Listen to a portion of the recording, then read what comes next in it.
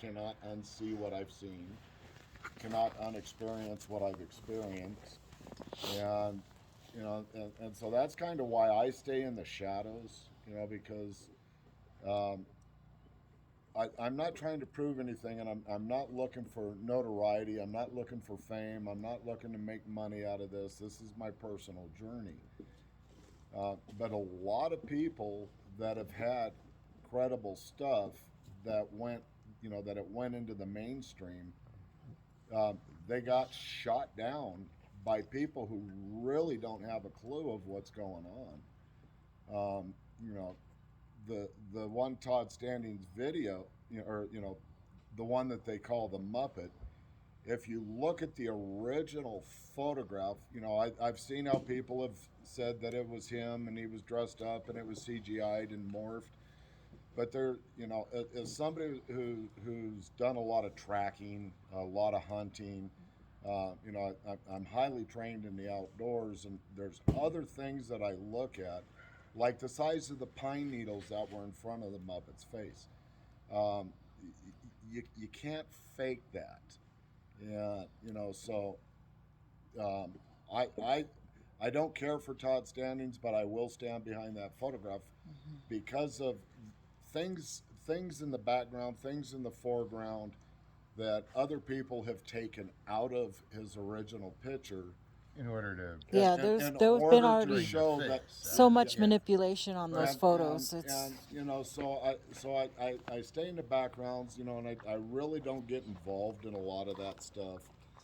yeah. But Um, why like what's the significance of the size of the pine needle? well, I'm trying to think of the name of the damn pine tree, but the pine needle only grows whether it's a little tree or a full grown pine. The pine needles only grow to be 2 inches, and it was approximately 18 inches behind this one branch that was hanging down in front of its face, and the pine needles were smaller than his eyeball. So what that tells me is that's at least a 2.5 inch to 3 inch eyeball. Yeah, you can't manipulate that unless you're using real high end um, um, Hollywood level CGI.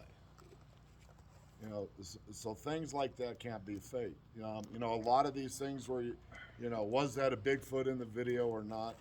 Like with Patty, um, it was a man in a suit. Well, mechanically, there's things that if I want to get in a suit and I want to make my arms look longer, I can do that. But the things that I can't change is the distance from my shoulder to my elbow.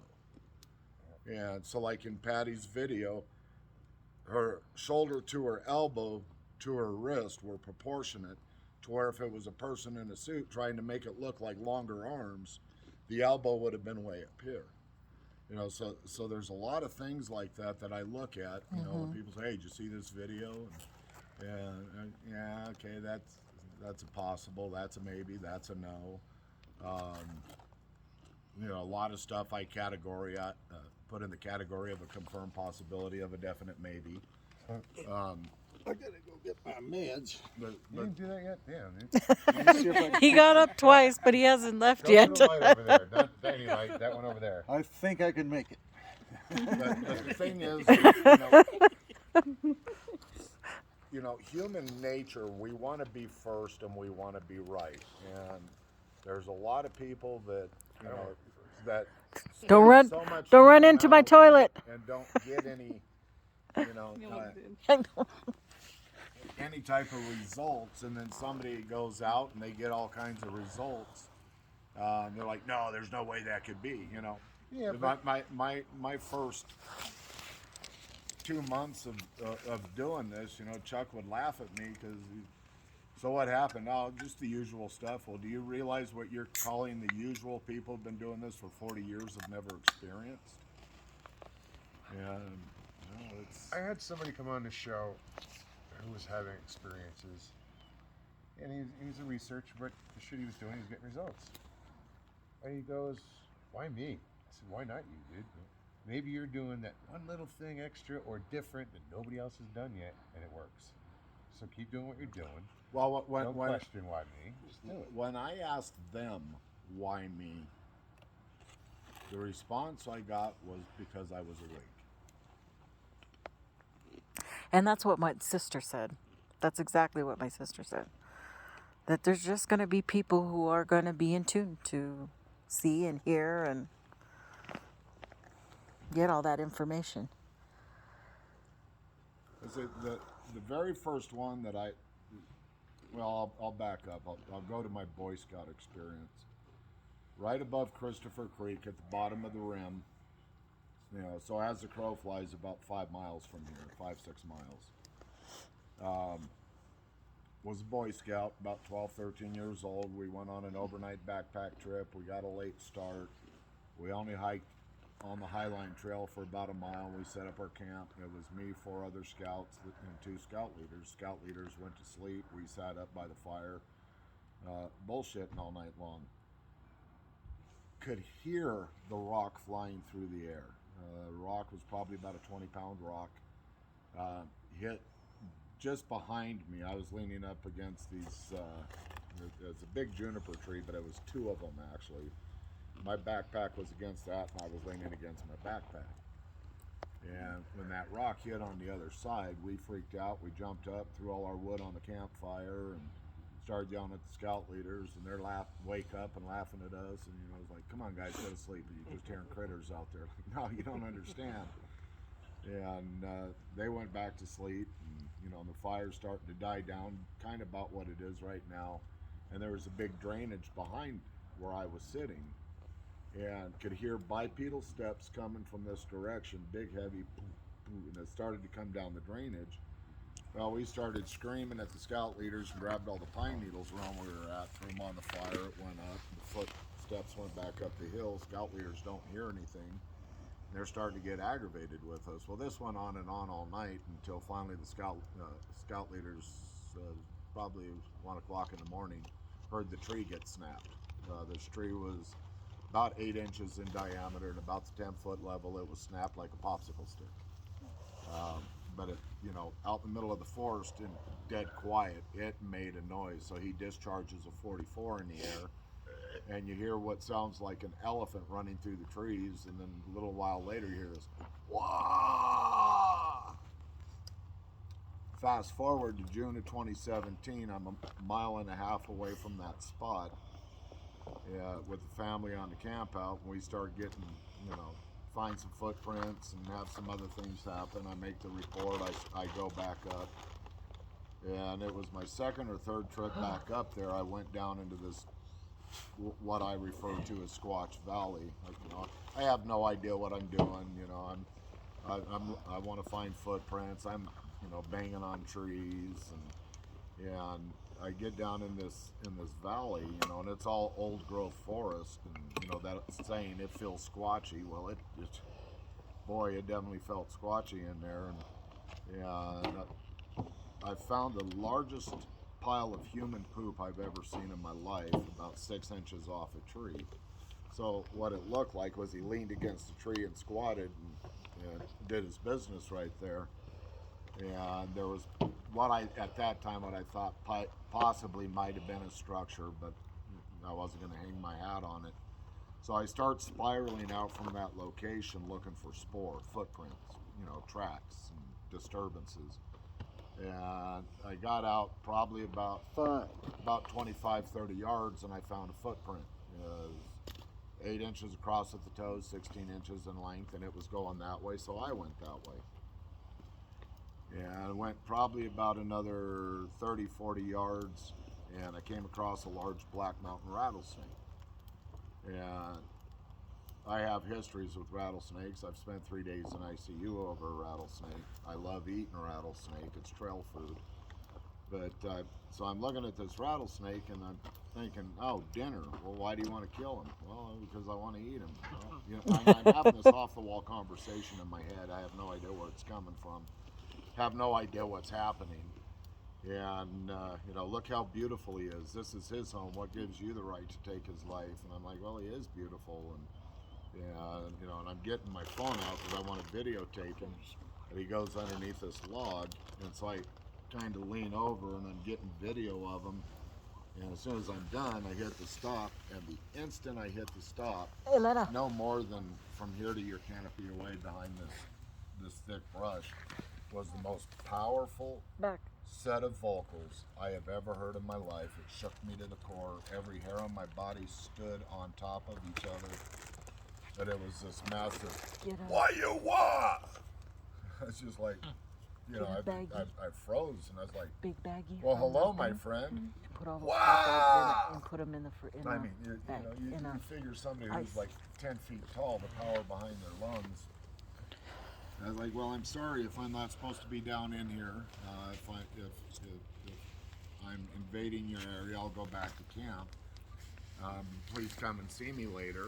And so I was walking back to my camp, and he was paralleling me, and he was never more than 20, 30 yards away.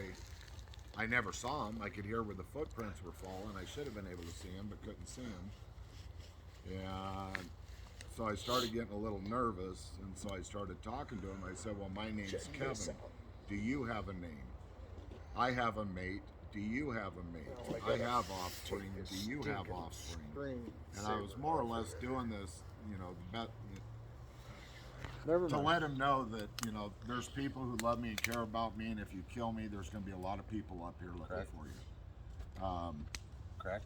No, But that's I got almost back to it was camp, and he backed it was off and cracked. And The screen saver. later that, you know, when it got dark, him and the family came in, and, you know, they're doing branch breaks and looping. So we were attacked by a vicious and man-eating grouse. tossing while I pebbles in was the camp cleaning the towards me, and, you know, and My son Dennis it was says, really an there's a interesting grouse night, walking and then it all around. stopped. I guess I behind didn't you like there. put the I was hole like, in all for right, him, well, so then we'll I gotta grab go my deflate it, and we're gonna phone, throw it 10 up right o'clock. back. Put an arrow Yeah, right yeah, through it. absolutely. And sometime around He's jumping for joy. 3 You're a o'clock in the vicious killer morning, today, aren't you?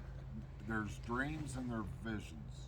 You know, dreams, you wake up and you really don't remember what you dreamed about, or even a day later it's like, oh, I had this dream but I have no idea what it was.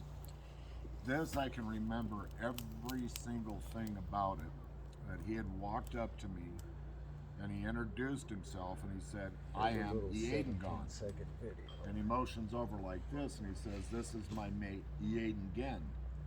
And she was behind this big juniper tree, but she wouldn't come out from behind it, and had this look of deep concern on her face. And he kept motioning to her and So saying, you're only you can able to come see out, the. it's He didn't okay, get close it's enough okay, to get you the can real come good out. crowd Like he's because friendly, you can't yeah. see him And buzzing so she around finally my had face. stepped out, and I realized why she had such deep concern is because she was holding an infant. Oh, okay. And as soon as she stepped out and I saw the infant, I woke up and I was like, what in the hell was that? And Oh, it's blown up. How so, the hell that happened? you know, Do that these things progress, and what we've come to find out is that in his name there's kind of like a title, almost like royalty or you know, something to that. But his name is Eaden, and he is of, you know, Eaden the Gone. In 2019, I was reading an article that Chuck gave me about the dispute between the San Carlos Indian Reservation and my Mount God. Graham Observatory that the Vatican put up there. Right. I And they could not didn't want it believe up that you there can because just it's a sacred go right mountain. about your right. business. They're all Gan hornets was. and yellow jackets. And Few flies, but you know, so we start Wow. putting things Can't together. believe, I could not believe Well, that you maybe could I just heard it go wrong. about Maybe your it's the business. Eaden, you know. Right. But it was Damn, the Eaden that's a Gone lot. and the Eaden Gant, you know, keep the female. Right. And it wasn't until after Indy had I passed thought I was gonna have to put on my we face got mask, you introduced know, to who took his place.